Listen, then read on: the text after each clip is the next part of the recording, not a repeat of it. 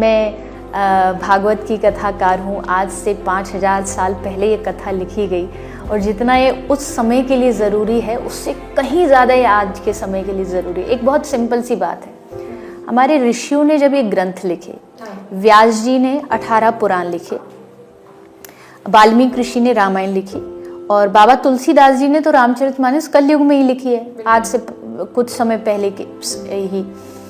तो जब हमारे ऋषि कथा लिखते थे तो उन्होंने मन मर्जी का कुछ नहीं लिखा। भागवत कैसे लिखी गई? भागवत को कहते हैं समाधि भाषा। व्यास जी ने आंख बंद करी, उनको जो भविष्य दिखा वो सुनाते गए, भगवान गणपति उसको लिखते गए और उस समय क्या क्या समस्या भविष्य में आने वाली है वो सारी भागवत में मेंशन है। कलयुग में अंत में क्या होगा, कैसे पाप बढ़ेगा, उम्र कैसे कम होगी, जो आज हो रहा है ये सब कुछ उस समय लिख दिया गया। समस्या भी लिख दी गई और समाधान भी लिख दिया गया। तो बस ऐसे ही मुंह उठा के बोल देना कि ये आज के समय में रिलेटेबल नहीं है, हमारे जीवन में ज़रूरी नहीं, ये बहुत गलत चीज़ है। पढ़िए पहले उसको। अगर आप भगवत गीता की बात करते हैं, कितने यंग जनरेशन ऐसी है जिसने उसे पढ़ा होगा? लोग विदेशों से आते हैं। जब आप पढ़ नहीं रहे, मथुरा ही आते हैं, आप पढ़ नहीं रहे, विदेशी लोग आ रहे हैं, फॉरेनर्स आकर के भगवत गीता की क्लासेस ले रहे हैं, हरे कृष्ण कीर्तन में झूम रहे हैं, नाच रहे हैं, होते हैं वो। उनको खुशियां मिल रही है और आपके पास होते हुए भी आप कह रहे हैं कि ये जो ग्रंथ है ये हमारे काम का नहीं, ये हमारे जीवन में अभी के समय को देख के जरूरी नहीं।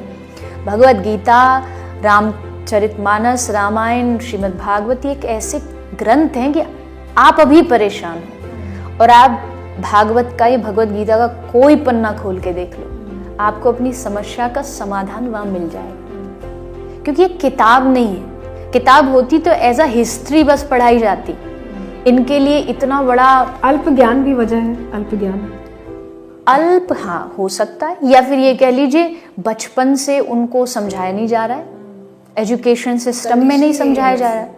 एजुकेशन सिस्टम अगर ये सिखाने लग जाए, वही वाली बात है ना, हमको पता है बाबर कौन था, हुमायूं कौन था, वो सब हमें पढ़ाई, हम पढ़ते हैं हिस्ट्री में, हम पढ़ते हैं हिस्ट्री में, लेकिन हमें भगवान श्री कृष्ण के वंश के बारे में, कौन थे श्री राम भगवान के जो राजा नृग, राजा रघु, इनके वंश के बारे में कौन पढ़ाता है? शायद नाम भी आज के बच्चों के लिए नए होंगे, पहली बार सुने। मुझे लगता है बहुत से लोग गूगल कर लेंगे अभी आपके बताने के बाद। शायद करें करें तो अच्छा है।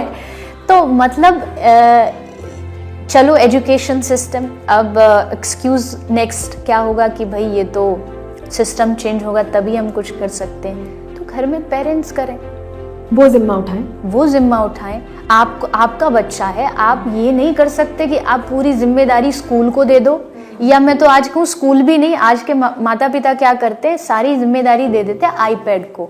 हाँ, आईपैड देखेंगे और तू सिखा इनको जीना, हम कुछ नहीं करेंगे, सब कुछ टेक सेवी हो गया, सब कुछ तुम ही करो, इनकी जो ध्यान रखना, इनको नॉलेज देना, ज्ञान सब तुम दो। ऐसे नहीं होता है, आपको जिम्मेदारी लेनी पड़ेगी और खासकर ये वाली बाकी सब चीज तो वो अपने आप सीख रहे हैं, आपको कुछ नहीं सिखाना पड़ेगा, पर जो आध्यात्मिक वाला रास्ता है ये तो सिखाना पड़ेगा। ये आपको बचपन से उनमें थोड़ा थोड़ा बीज डालना पड़ेगा, तब जाके वो पेड़ बनेगा और तब जाकर के उस पर अच्छे फल आएंगे और वही देश का सच्चा और सही भविष्य है।